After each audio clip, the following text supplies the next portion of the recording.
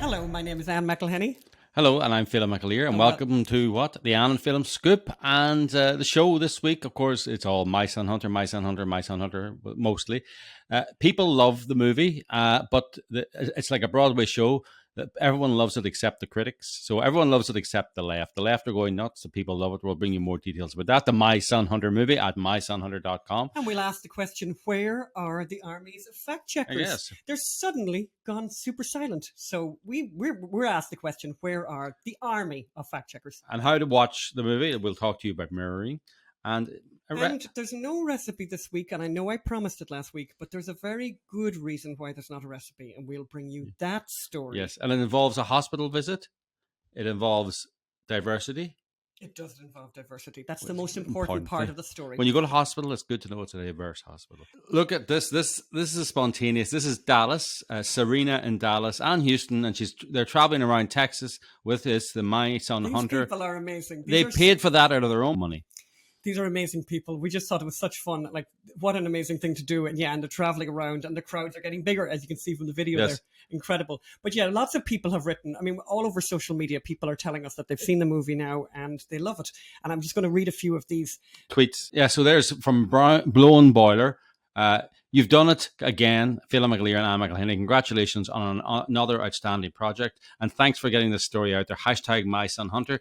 And then what a way to educate the brain-numbed robots. Brilliant. Loved Grace, who's one of the characters. Loved the credits where you saw the propaganda. And loved Quid Pro Quo. Now, we won't tell you what that's... If you haven't seen it, we won't say what that is. You have to go and see it. This is the My Son Hunter movie, by the way, which you can get at mysonhunter.com. We're in partnership with Breitbart, which Andrew Breitbart would have loved. Breitbart are distributing it. So go to mysonhunter.com to watch the movie. It's the life story of Hunter Biden. It's the life story of Joe Biden, their debauchery and dodgy dealings. And there's more of those lovely comments coming up on the screen now. Just watched it. What a triumph. I never dreamed it would be this good. And then that one, outstanding. Money well spent. That one there. Just watched your masterpiece. Yeah. And another person saying, we loved it. Tragic, quirky, funny. Those Bidens, whatever. A great way to present facts. The actors were phenomenal. Well done, pen pal. Here's an interesting one, by the way, and this is on Twitter. My dad watched My Son Hunter and is so mad. He didn't know this before he voted.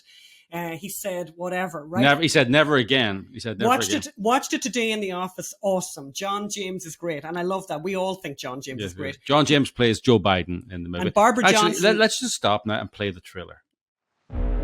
So I'll tell you what's going down. You know who I am. They told me you were VIP. Well connected to the government. What kind of a moron forgets to pick up his laptop at a repair shop? You're a Biden. Act like one. Everything he built, his life, I just ruined it all. I want to know everything that's on that laptop that can ruin my erection. My friends, it's time to party!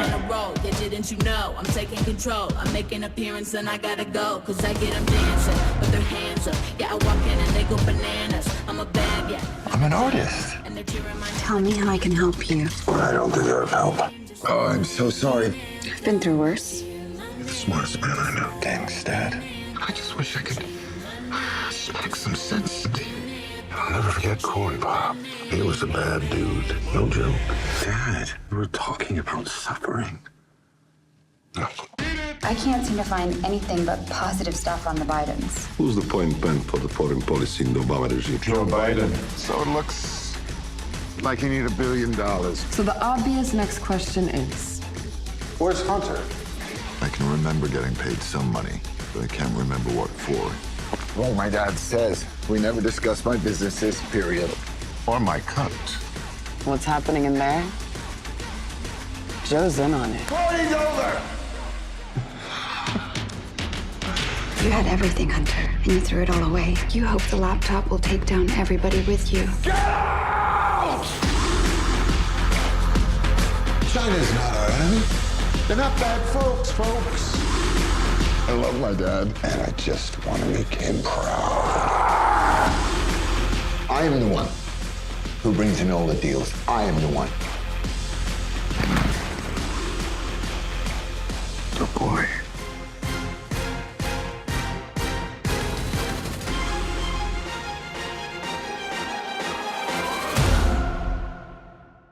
Okay, so you saw John James play Joe Biden. That's the tenor of it. We would say it contains mature content. We need to say that. Because to deploy and describe Hunter Biden's lifestyle and his dodgy dealings, you need to go there. Now, there's no nudity. There is some language. There is drug taking, of course, because it's Hunter Biden. I would say now, in fairness, there's a little bit of scantily clad people now. Yes. I think that's worth saying. Yes. Barbara Johnson wrote, I pre-ordered the movie and I'm proud to say that I donated to help make the movie. Can't wait to watch. I'm having a few family members over to watch it with, and I must say to everyone is anxious to watch. You both need to be commended for your diligence. And then Florida Deplorable, somebody on Twitter, just watched My Son Hunter. Wow, when the normies see this, they'll either reject it due to cognitive dissonance or they'll be very angry. Here's to the therapeutic effects of anger. Another person, Nancy Moy, donated at the beginning, got the movie for free, watched it last night. Unbelievable that this is the so-called current whatever, whatever, she goes on. Every adult person should watch this, especially those with a conscience. Another person here wrote, My Son Hunter may be the most effective conservative movie I've ever seen. The satirical approach mixed with the facts was a brilliant idea. The second half of the movie plays well to the emotions, which we know is what governs the left. Highly recommend My Son Hunter. Here's another one, Dan Black. I just watched My Son Hunter and absolutely loved it. One of my favorite movies. Had me laughing, had me dazzled, and even had me on the verge of tears in some parts. And we'll get to this when we talk about Sure. And I'm going to interview Brian Godawa later on, the writer, and we talk about that. Like, we show Hunter to be sympathetic and empathetic, and a lot of the critics think this is a mistake, this is an error. It's not. It was intentional. Somebody says here, visually beautiful, the story factual and moving. Definitely humanized Hunter, but didn't let him off the hook. This is a beautiful movie. Then someone else wrote, Alfonso Rodriguez. I watched it yesterday. It was phenomenal. Robert Davi gives it an unexpected twist. Must see. The whole nation and world needs to see this movie. Thank you both. Kimberly Pearson, thank you both and everybody involved. Trailer was excellent, and she loved the movie. Early access, somebody else said, oh my goodness, the dialogue in the car is the absolute best. We all agree, by the way. The subtleties. What great acting and a wonderful script. Thank you for this gift of truth. And then someone just wrote, wow, wow, wow. Just watched it. Wow, wow, wow. So basically, we're going to go over right now. Phelim spoke a little earlier to Brian Godawa because basically the left are unhinged. Yes. Like we talked a little bit about this last week because some of those unhinged lefties had started to write. You remember we talked about Emma Brox from The Guardian who, basically body shamed Lawrence and really just extremely nasty and unnecessarily nasty and not showing much on the way of civility, by the way, or any of the progressive virtues that we're meant to think are being pursued by leftists. But let's go over to that interview right now. With Brian Godawa, who wrote the screenplay from My Son Hunter. Let's go over it. So I'm joined now by Brian Godawa, the screenwriter of My Son Hunter. And a novelist also. I wanted to talk to Brian. I mean, it's like what they used to say about the old Broadway shows. Everybody loves it except the critics. And everybody loves My Son Hunter except the critics. In fact, a lot of them aren't even the critics. Everybody loves it except the liberal reporters for far leftist, almost leftist reporters for these extreme outlets who are determined. And I want to talk about this. This is creating a problem for them. They want to shut down My Son Hunter. They want to stop people watching it. There is a panic. This is an emergency, and I'm not using those words flippantly. We'll come to it later. They have actually declared My Son Hunter an emergency. So, Brian, how does it feel to have created an emergency situation in the far left media? Yeah, it's a joy. It's actually a joy. I mean, it really is. Because it's the old adage, but it's so true. You're over the target when you start getting the flack and the hatred, the bile, the autobiographical projection of their own bigotry is what these reviews basically read like. And having read a few of them, it really honestly is humorous. Especially, my favorite one is which was the one was that the guy that reviewed the movie but had not seen it. Daily Cost, the guy from the Daily Cost. Yeah. Okay. Yeah. We got some of that here. And, that was the best because, you read it and you know that he doesn't know anything about it. And he's just projecting his own bigotry and hatred for the right, and what he assumes we're thinking and doing, which has nothing to do with reality. So it's really funny. if he hasn't seen it, everything that's in those 3,000 words has to come out of his brain, has to come out of his obsessions. And the headline, movie review, My Son Hunter is a soft porn conspiracy flick for weird conservative incels. And then, in this so-called review, he makes vile comments about Andrew Breitbart. It's a terrible, terrible piece. But again, imagine writing 3,000 words on a movie you haven't seen.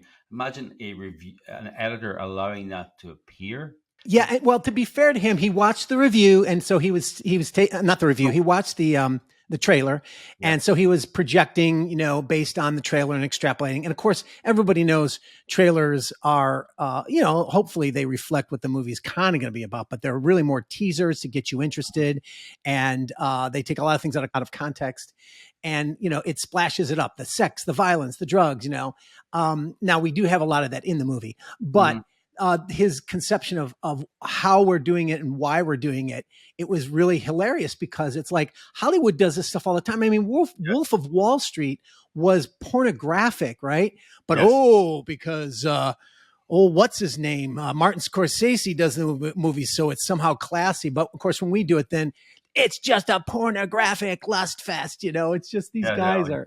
But first of all, I got to say, the first thing that I got to talk about though is me. And what I mean is my name. When these leftists do their reviews, their inability to read is just hilarious. Yeah. Like, they got to go to IMDb to get the credits because that's where you get the credits for these things. And for some reason, almost none of them can spell my name right. So it's been spelled Godawa, Godwa. It's been spelled Godawa, but my favorite was which one was that? The Gawker, where they spell my name Matt Godawa. Yeah. Like, where do these idiots get where do they get their information from? That is an example, by the way. If you want to know if they've really watched the movie or if they're really paying attention, look, you can go to multiple sources. You can Google screenwriter, My Son Hunter, and you can cut and paste your name. It's actually less effort than writing it out. But Matt Godawa, so this is the example of the kind of level of care and duty. But as I say, there's a panic on, and it's an emergency situation, and I'm not using that as an exaggeration to make a point. So there is a website or a podcast called God Awful Movies. I don't know if you know of it, Brian. So it's heard of it. It's three atheists making fun of Christian movies, right? Or conservative movies, but mostly Christian movies. And they're terrible people, and they're nasty people, and they're snide people. But being comedians, actually, they can be funny at times. So they did Gosnell, our Gosnell movie, and they spent 2 hours tearing the Gosnell movie apart, right? And there's many things they did. They make fun of things that would never have happened, and it was obviously invented. And of course, those were the exact things that happened, right? And we've seen this a lot in these reviews of My Son Hunters. They're making this up, and they're going to outlandish lengths, and they're going, "That's exactly what happened." In fact, Hunter wrote about that in his book. So anyway, they did this with Gosnell, but the thing they always do is, they'll do. A few months ago, they did God's Not Dead 2 or whatever. They always do. They go back into history and pick a movie. Last week, and let's just play now the end of last week's podcast to hear what they're going to do this week. Well, Noah, next week, we actually have an emergency episode drop. The right-wing website Breitbart will be dropping their expose dramamentary about the president's son. And God, if we're going to miss it, we'll be watching My Son Hunter. Oh, is that the one with transphobic Mandalorian chicken? From Star Wars lady. No. All right. Did you hear that? It's an emergency. They never do. They actually use the word emergency. They never do movies that are current. They always do past movies, but they're making an exception, and I think that's important. And this is a well listened to podcast. I think that's important because they're worried about this. They are if it was so bad that no one would watch it. I mean, if it's really bad, no one's going to watch it. Word gets out, no one watches it. But they're only going to make an emergency if they know this is really good. A lot of people are watching it. Yes. So we've got to attack it to make sure that it, whatever, we have our attack in there early. Because if they wait too long, then too many people will see it. Yeah, it's a good sign. It's a good sign that the movie's having an effect. If you read the reviews, and I think there's probably about 20 or 30 of them at this stage from leftist outlets, you see phrases you never see in movie reviews. Like, one reviewer called it a piece of shit, my language, right? And like, that is not a normal movie review. That is not a normal description of a movie. They would never use that. So we have taken them out of their journalism into full-blown panic mode. Yeah. Not only that, but you read these, and as I was reading them, it's just, like I said, it's a projection of their own mental delusions, because, like, literally, I see all the buzzwords that it's almost like they have this list of words that are the worst words they can imagine to be able to use against all conservatives. And they're just writing sentences and trying to draw from these words. Like, for instance, white supremacist, right? Tiki torch fascism, right? Pornography, all these phrases that they use. And then you read it and it's just rattling off their you're right. Epithets, Yeah, that's funny. You're right. There's a tick list. You could almost do, if you drank alcohol, you could almost do a drinking game based on the phrases they use. And you're right. And they're trying to send out a message that you should not watch this because because it tells the truth about Hunter Biden. It tells the truth about Joe Biden. Now it takes liberties and it's a movie and all that, but they know there's a truth there. And in fact, some of them were honest. I just want to play a little excerpt here from Chapo Trap House. Now, Chapo Trap House is, for people who don't know, they're extreme leftists, but by their own admission, they're extreme leftists. They're a part of a movement called the Dirtbag Left. And that's what they call themselves, the Dirtbag Left. So they're like, they don't care. Biden and Hillary are almost the enemy as much as, or Hillary's the enemy as much as Trump. They're far extreme leftist, and you just listen to them talk.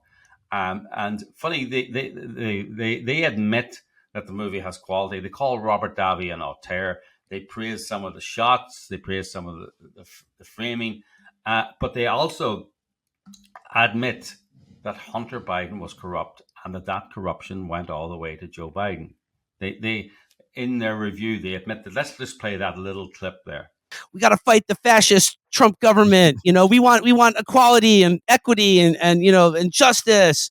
And it's just a very, very, I would say, a blind spot in Robert Davi's otherwise perfect direction. This is the problem that the left don't want. They don't want people to Google Hunter Biden. They don't want people to Google Joe Biden. They don't want to but this is exactly what I imagined would happen, and it's great to see it happening, is that the left are coming out and having to say, yeah, Hunter was corrupt, and yeah, Joe was corrupt, and yeah, he did deals in China, and yeah, he did deals in Russia, but it's not important, and these are all fascist guys writing about them anyway. And Brian Godawa is an evangelical Christian, and they can't make up their mind whether you being an evangelical Christian means that one reviewer said it's not pornographic enough, and then it doesn't show Hunter's life, and that's true, by the way. The things Hunter got up with, you couldn't put on the screen. And then another reviewer said it's obviously pornographic because the writer is an evangelical Christian, and this is his weird brain work, So I mean, I want to ask you that. Like, so how did you feel as a Christian writing this? I mean, defend Godawa, defend representing. That's hilarious. I mean, again, you do Wolf of Wall Street, and it's truly pornographic, and they have no problem with that. But then if a conservative does a movie and it's not even pornographic, no. I mean, we don't have no nudity in there, right? But we're showing the depravity of his lifestyle, right? Then all of a sudden, like, oh, it's because they have dirty minds. There's just, this is the religion of the left, I mean, it's like, look at the movies. W, I'm looking right now at a poster for the original W movie about George W. Bush, the sitting president, and they have a picture of him sitting on a toilet, right? I mean, they do this stuff all the time. Bombshell, Miss America, where they lampoon Phyllis Schlafly, Game Change, they did Sarah Palin, The Comey Rule, they did Trump, and on and on. And they do this stuff all the time. Vice with Dick Cheney, right? And then when we come along and do something just as good, albeit it's low budget movie, we did the great job with the low budget, so we didn't get the big super sets and all that, but we had the same snarky humor and stuff, right? It's, dude, I'm convinced this is jealousy. They are jealous, and it makes them, in other words, the best revenge against your enemy is success. And when you do something so well that they explode with rage, then that's it. That's what you want. So, but back to answering the question though. So, as a Christian, look, I'm considered the R-rated apologist in the Christian evangelical world because I've written material about supporting the notion of R-rated movies. Not all R-rated movies and not all expressions of sex and sin and all that, but just at least understanding the concept of the need to accurately depict depravity because in your stories, because the Bible does it, right? And a couple of my favorite examples are the prophets always used excessive sexual imagery to describe the Israel's own spiritual failings before God. They would talk about as if they're prostitutes having sex with every god. Ezekiel describes the spiritual state of Israel as if she's a whore having sex with every god that passes by with donkey. I can't say the word probably on YouTube, right? So, I mean, this is the Bible talking this way, and it's using that sexually explicit imagery as a way of showing the depravity because I believe, and I'm considered like the Christian apologist for R-rated movies, because I believe that if you do not accurately depict the sinfulness of humanity in a movie, in a story, then the redemption that you're seeking, the truth that you're seeking to show won't have the same power because people will know it won't ring true. They know the world is worse than what you're depicting it. But if you depict it accurately, you have to draw a line there because obviously if you go so far and it becomes pornographic or becomes excessive. So it's always a line that you have to draw somewhere where you do depict that sinfulness of mankind. And I believe that that's actually biblical. I'm drawn to that. And so, and the reason why is not because I have a depraved mind myself and I'm watching porn or anything like that. No, what it is I do have the same seed of sinfulness in me that all humanity has. We're created in the image of God, but we are also fallen from God, cut off from him. And unless we have that relationship back with our creator, but even when you get that relationship back, you still see that seed of potential evil in your heart that has to be worked on, that has to be fought. So when I write a story like My Son Hunter, believe it or not, what enables me to actually capture the accuracy, even of Hunter, I'm not an addict. I'm not a sex addict. I'm not a drug addict. I've never been, right? Mm-hmm. But I still can understand as a writer, you look into your own soul and you say, there are little pieces of me that if I were to feed, like you feed the bad dog versus the good dog, right? That kind of thing. If I were to feed that, I could see myself becoming like that. So, and that's what you do as a writer is you look honestly at your own soul to seek to understand the interior mode of that depravity, even if you haven't done it. Like, for instance, I haven't murdered anyone, right? But we all know what it's like to hate someone so much that we wish they were dead, right? Mm-hmm. And so that's the kind of truthfulness of human nature that I want to draw from. And then, but of course, the context of the movie is what determines whether or not it's prurient exploitation or truthful exposing.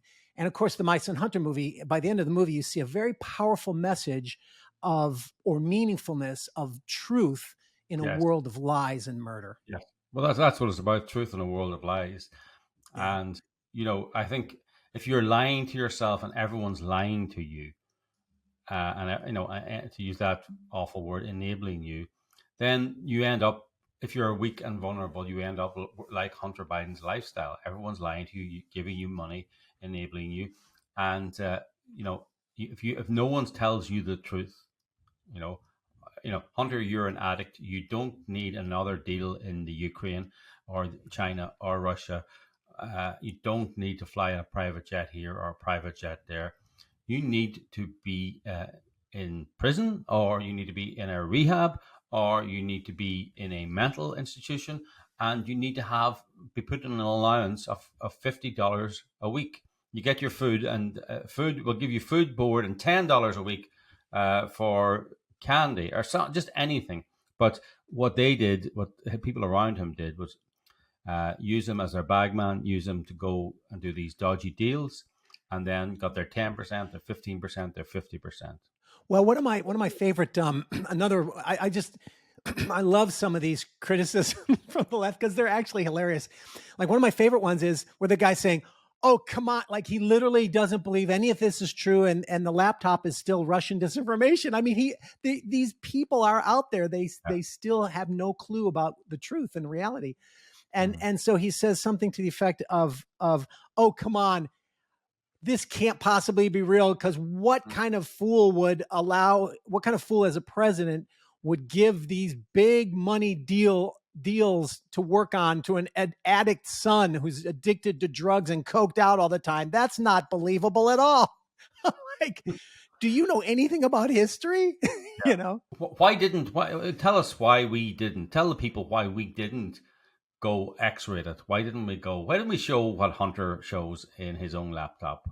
What Hunter really did. I mean, and not even X-rated, and we show bits of it, but we don't go there. Why not?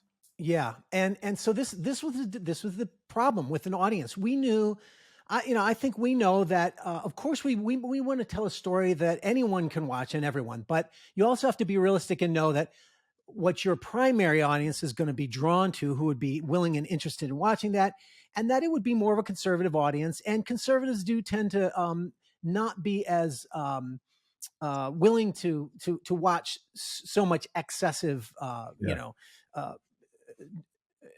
drugs and sex and even language. I mean, they get, they watch that stuff too, but they can't. It's not that much. Like, they're not going to watch Game of Thrones as likely as some other person might, right? And so we tried to walk that balance of, well, how can we show it, but not go so far, and to be pornographic. And I think some of it is just classic, movie hiding techniques. Like, for instance, there might be, we know, for example, that oral sex is going on, but you don't see it, So but that's a creative way. And I actually think that when you go pornographic, like Wolf of Wall Street, it's just despicable boring and disgusting. And it's very, I actually am not impressed by that movie at all, but a lot of people are. The awful thing about drug addiction and alcoholism and all that is people end up being very boring. And I suppose sex addicts are the same. It's very boring, right? It's like literally and metaphorically. But, doesn't make for good movies either, good drama. There's one reviewer that said, Chris, this was the guy who reviewed the movie and didn't watch it, but he's assuming based on the trailer that it's this, sex-drenched fantasy and stuff. And he said, they're making Hunter Biden look cool, and it's like, has this guy ever watched any movies at all? Yeah. Like, of course, in the beginning of a story, if you're going to show a tragic tale, you always, whether it's the movie Blow, which was about cocaine and Johnny Depp, right?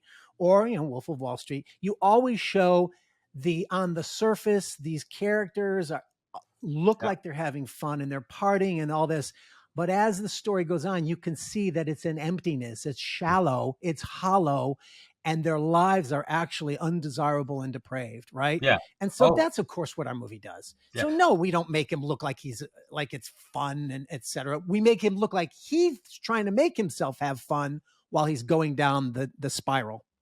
And the other big criticism is, and they assume that it's accidental, or another one, they assume that it's Lawrence brings it rather than the writing brings it, that we humanize Hunter, right? Yeah. And time after time, it's like, we've accidentally humanized him, accidentally made him seem cool or interesting, or you'd like to get to know them, or you'd like to hang out with them, and or you actually feel empathy and sympathy with them, and they're going, well, obviously that is Lawrence Fox, right? Who's a traditional actor, with an aristocratic background, acting background. He's the guy who brought that out of the character, despite the writer's demonization. Right, because again, this is you have to understand, these reviewers, leftists are autobiographical. They don't know how to think inside another person's head.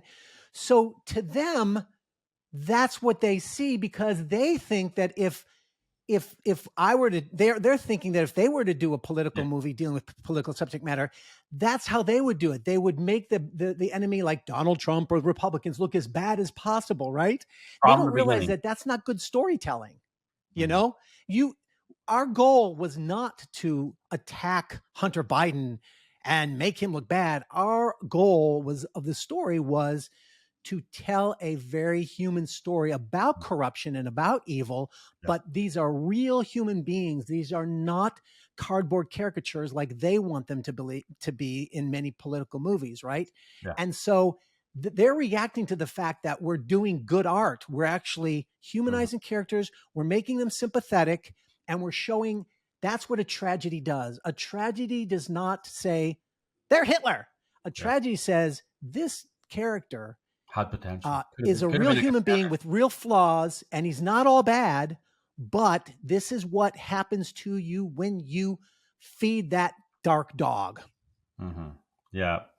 It's so funny how they can't see that because of their own projection. And yet you watch any other, a deep movie, like whether it's a Citizen Kane or, any tragedy movie that's out there. That's the whole point, is it looks good in the beginning, but their inner character flaws bring their self-destruction at the end. And so here's the problem, is these kids who are writing these reviews, they know nothing. It's like they know nothing about storytelling or movies. They're just these little packages of ideology vomiting their negative words like white supremacy, conspiracy theories. They don't know anything. Like this one review, I think it was the Daily Kos. The guy he's looking at the trailer and he says, this movie is really dark. It looks like it was lit by one incandescent bulb. And he thinks like he's saying something witty. It's like, have you ever seen a well-shot movie where you've got moody drama and you've got, you don't shoot it all bright lights like it's a soap opera. I will tell you one thing that Robert Davi said on the set was he banned the white lights from the set because, I want to come back to this. Christian movies are generally badly lit. You can tell them by the bad lighting. And, it's the white lighting. It's like a big white light. And point the camera. Because we got to see everything. You got to see everything.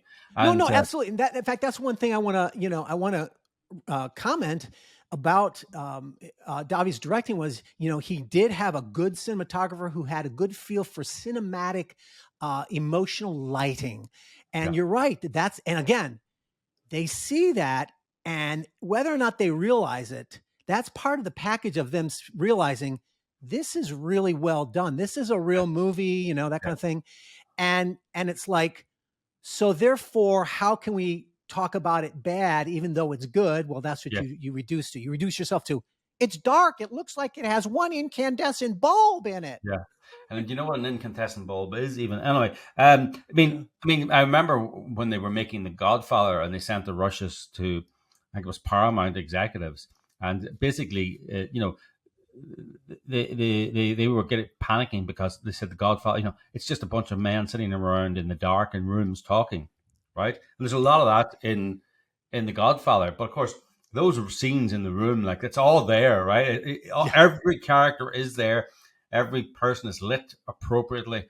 And you can tell where almost from those things in the room, with Fredo there and James Caan and all those, and Tom Hagen, you can tell where their trajectory is going to go from the way they're lit in that room at the start. And darkness helps that as much as light. So I want to go back to something else you said there about Christian movies not wanting to go there, And I went to see a Christian movie at the weekend. I won't say which one, but you got to tell me after this when we're off I'll tell you screen. afterwards. But the problem was everyone was too nice. Yeah. You know, there was no darkness, there was no tension, there was no conflict. There was also a party where juveniles were at, or young high school people were at, and nobody was drinking alcohol. Nobody was misbehaving. You know, it was just there was it just funny enough. It kind of was interesting enough, but it wasn't whatever it was. It wasn't a movie. You know, it was just there wasn't enough redemption. There was nobody was there was no. It was the story was emotional, but the movie wasn't. Yeah. And I think plot is the issue there too. A lot of times, you know, and this is, look, I have lots of criticisms about Christian movies and conservative movies, right? Here's the bottom line on these, on all of them, both Christian movies and conservative movies. The problem is that they value the message more than the craft. And as a storyteller myself, I have sought throughout my life to value the craft as high as the message. Both are equally important to me. In fact, when I'm writing, in a way, I know that my worldview, my messaging, whatever you want to call it, you know, I know that my understanding of the world is going to come out through the way I tell my story, because I've developed that over years, right? So that's kind of intuitive in some ways. So my first priority when I'm writing a story is every scene I'm writing, it's like, there has to be something entertaining here, whether it's exciting or dramatic or dark or, you know, and so entertaining value is my priority when I sit down to write each and every scene. And the problem with and that's not to say that I don't have the message or whatever you want to call it coming through. Of course I do. But the problem with the conservatives is they feel, and Christians, they feel like our message is so important. We can't let them, they can't miss it. And the most important thing is the message. So therefore, whether or not they're not even deliberately thinking this way, but I think there's a bigger problem. I think isn't there's kind of rules for Christian movies. You can't have alcohol in them. Yeah. You can't have drugs in them. No cleavage. Like the real problem. I mean, you know, I don't want to criticize another filmmaker, but you know, that movie I can only imagine, which is a great movie, right? And a great idea for a movie. But the song I can only imagine. The Dennis Quaid character, the father, right? He's abusive to the son. Right, but you never really understand. It's physical abuse, but I think he was an alcoholic or a drug addict in real life. But because of the rules of Christian movie, you never see him drinking, right? Yeah, I'm pretty sure. And to me, like, you got to know what's going on in his brain, why he's the way he is, and you got to see his fake happy life that's really a hollow, like you say, a hollow life, and that's not a criticism of the filmmakers. That's a criticism of these rules. Yeah. I don't know if they're unwritten or written rules that surround. And conservatives have shown they will go to see debauchery. I mean, and tough. They went to see Gosnell. They went to see Unplanned. They went to see American Sniper.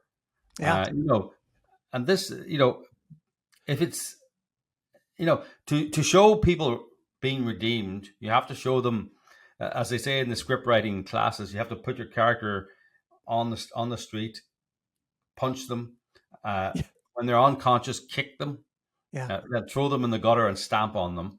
So they're at the lowest of the low, so that their redemption is all the more amazing and emotionally uplifting, and you leave the movie moved, which is what we are all about. If I were to have one thing to tell that audience, that the more conservative audience is, you know what? I'll admit we pushed down a little bit in this movie, but we believe it was appropriate. And if you trust us a little bit, look, if you have to look away at if something is a little bit too much for you. But please trust us in that we're not glorifying this stuff. We're not. But we have to show it as if they think it is.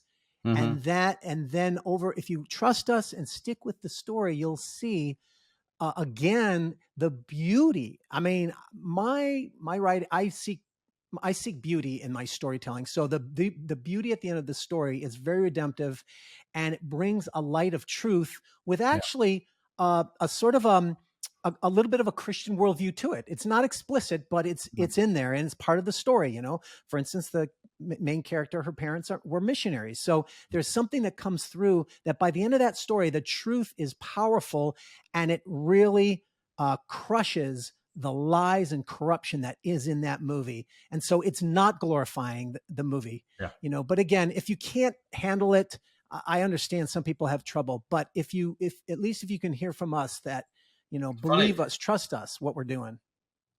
Interestingly, the most blowback we're getting are from leftists, right? Who've gone all, you know, clutching their pearls. Very few comments really from conservatives or right wingers, you know, very good few, to hear. Very few indeed. Like, you know, everyone loves it. Everyone loves it. The people with the dirty minds are not the conservatives; it's the leftists. Yes, that's correct. And they're horrified. You know, here's another. Yeah, I was gonna say, here's another criticism that came up on these reviews. I'm looking at them now, even like, and it's like, oh, this is old news. You know, the old news canard. You know, oh, we already know about the laptop and his drug addiction and his bad life choices is not new. There's just not much that can make it new. Like, oh, okay. Like, as if all the other political movies made in Hollywood, I've already named them, right? The Loudest Voice about Roger Ailes, Bombshell about him, Miss America about Phil Schlafly, Game Change about Sarah Palin. Phil Schlafly, old news. Like, I mean, Phil Schlafly is an amazing woman, right? But 99% of Americans don't know who she is, or 95%, maybe, you know. Yeah. I mean, I'm honored to have met Phyllis Schlafly several times, but really, I had to, when I met her, people said, this is, you know, when I found out who she was, but I didn't, you know, she's not but they devoted a whole series to her. They devoted episode of TV series to her. The Marvelous Mrs. Maisel was devoted an episode to her. Like, so, you know, this idea that it's old news or history, you know, the Comey Rule, all these. It has to be. It has to be, because you can't make the freaking movie while it's happening because you don't know the ending. Of course, you have to wait till it's kind of at the conclusion, even though ours is not at the conclusion, right? But, you know, it's like, actually, I think by the time when this movie came out, there was all new, fresh revelations that were happening, which means that I think we're still in the middle of it. So we're actually very timely. Finally, the mainstream media have admitted that the laptop is true and the contents of the laptop is true. Anyway, Brian, we should go on because we could talk about this all day, but people should get the movie at mysonhunter.com. That's mysonhunter.com. It's distributed by Breitbart, which is a very interesting and innovative move for them. This is the first time they'll be distributing a movie, hopefully not the last. It's what Andrew Breitbart would have wanted. We're delighted to be partnered with them. Where can they find out more about you? I mean, you write novels and you write screenplays. Where can people get your novels, and what name? What would you, as a good entry point for the Godawa genre or oeuvre? What would be the novel you would recommend? Yeah, well, I warn you, it's not like My Son Hunter. I have a lot of interests, but when you write novels, you kind of tend to go down one genre path, which is more Bible stories that are supernatural and like movie epics. You know, I write Bible novels like that. So everything is exclusively on Amazon.com. I've got a whole bunch of series. You can type my name in. I'm the only Godawa on Amazon, Godawa. Anyway, look, thank you, Brian. So go to Brian Godawa on Amazon. You'll find his novels there. They're rip-roaring epics. Look forward to hearing from you, and thank you, Brian. So there you go. There you have it. So Brian, you know, we could have talked there with Brian for a long time about really the philosophy of screenwriting and the philosophy of writing movies for Christians and conservatives. And, you know, as we say, there's there's mature content in this movie, but it's all in context, and we would not do anything. It's not gratuitous. It's not gratuitous. And in fact, it's not as gratuitous as it should be, given what Hunter got up to. So some of you, not many, but some people have written and said they've had some difficulties trying to watch the movie. And here's the thing I would ask you to do. So when you bought the movie, you'll get an email. You get an email immediately back.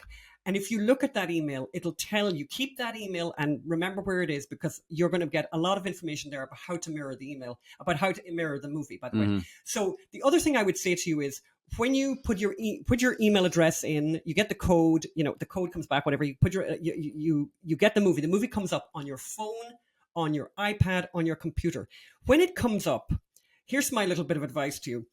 In the left-hand corner of the screen, look at that very carefully. You will see a little, looks like a television. It's like a little television symbol. We're putting up a picture of what that little symbol will look like. We're putting that up on the screen right now. You click on that, right? And what it does is it starts to find the smart TV nearby in your house. So if you have a smart TV, and most people have smart TVs, they don't even know that their TVs are smart. Yes. And by the way, this is a little gift, by the way, from us to you, because once you learn how to mirror, you won't believe it. Because you can put up loads of stuff. You could like watch things that you like to watch on YouTube. When you're watching Phelim and I in the Scoop, you can watch it on your big screen. So find the little symbol of the TV, hit that, and you'll see a little symbol on your phone, on your iPad, or on your computer where it's looking to connect. It's looking to connect with the television. And the television will either turn itself on, or you'll have turned it on yourself earlier, and it'll mirror to there. Now, if you have any difficulties, my single most important piece of advice to you, if you have difficulties, is find a teenager. They were born for this. This is what the purpose of children in this world is, to help people who have difficulties with technology. Find a child or find a young person and ask them for help. And most of them know how to do this. And I would, this is when you call that young person in your life and you say, I need you to come over and help me out. So we have no recipe this week. We have to mention that, right? And why do we have no recipe? Phelim, can you tell us why we don't have a recipe this week? Well, you may know we have a heat wave here in California, but that may not be the reason for this. But Anne McElhinney has not been feeling well. And by the way, the time of me not feeling well does happen to coincide with the launch of the movie. So there might be some stress involved here. The doctor did say, I'm going forward, but the doctor did say, has there been anything different about your life? You're jumping ahead. So Anne McElhinney had been feeling all well and there was a day when she drank a lot of water, a Laura water. Last Thursday, I drank a lot of water. No, not last Thursday, the week before this. And then I went out and got some electrolytes, but I didn't really know what I was doing, and things seemed to be right. But anyway, last Thursday, when we were supposed to do the recipe, and I came back from the office, and Anne was there, and it was like a drunken Irish frat party without alcohol. There was plastic water bottles everywhere. Like I would say there's 15 or 20 water bottles. And this was not good, and Anne was not well. And then that evening, things like fell off a cliff, deteriorated. That's got electrolytes in it, Anne, by the way. Okay. It does taste awful. Yes. So we're drinking our electrolytes. This is a bit of a clue. So then I had to take Anne McElhinney, on advice of doctors, I had to take Anne McElhinney to the emergency room. Can I just say one thing for a moment? You might have noticed the screen just shook a little bit there. That was Top Cat trying to find a little space here on the desk to annoy us. Yes. No, because he hasn't felt well today. This is not feeling well thing is catching. What happened then, Phelim? So I managed to throw you, you remember that time when Hillary Clinton was thrown into the bus, the minibus at actually this time about 5 years ago at the 9/11 memorial. That was kind of like you. I literally had to sort of push you into the car. We had a very nice friend, our very, very dear friend nearby, a doctor who gave us some lovely advice and basically said, you need to get to an ER yesterday. Yeah. So Phelim rushed me over there to the Santa Monica ER, and I got seen actually rather quickly. Thanks be to God. And here's some pictures of Anne being attended to. But the funny thing is, obviously, that I had I've had a bit of an unfortunate, year actually. Medical history. Where I had broken my clavicle twice. But basically, the one kind of, I love my husband so much. Really great that I married him. So fabulous. But you know that he's a journalist. And you know what? He can't turn it off. Never. So when his own wife is really ill. And possibly dying. Possibly dying. Maybe no, we don't know. Maybe somebody had poisoned me. Who knows? Right? Yeah, well, I must say it did flick across my mind. Actually, should I say to the doctor that Hunter Biden, that Hunter Biden might have been in our fridge, or one of his supporters? But anyway, I didn't say. So basically, in the midst of all of this drama, and I was feeling really, really bad. I don't think I've ever felt as bad in my whole life. That's how bad I felt. And I actually did think that I was dying. It was really bad. My husband took photographs. And now that it's over, I'm glad he took the photographs, particularly this one, which I think all of you will really enjoy. If you see, I'm lying there on the bed. God help me. Dying. And by the way, you can see what's wrapped around my head. That's my dress, because basically light was really hurting me. So I kept having to put the dress over my eyes. But look what's going on the screen behind me. So there I was, and there were other people obviously coming into that ER about to die, and they have on a big screen saying that they prioritize diversity. And all I've got to say about that is I don't want them to prioritize anything in that ER except for saving my life at a time like that. But they're virtue signaling, and I didn't ask about the diversity quotients there because that was not my concern. Yes.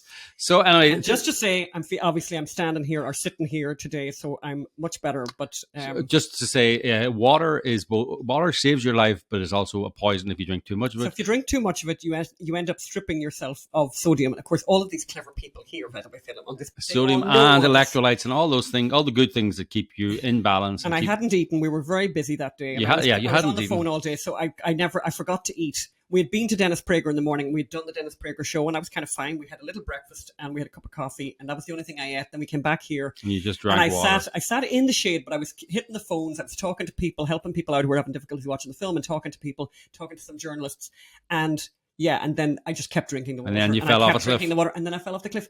So anyway, thanks be to God for health. My mother used to say, we should get down on our knees every day and thank God for our health. And you know what? She's right. My mother was right.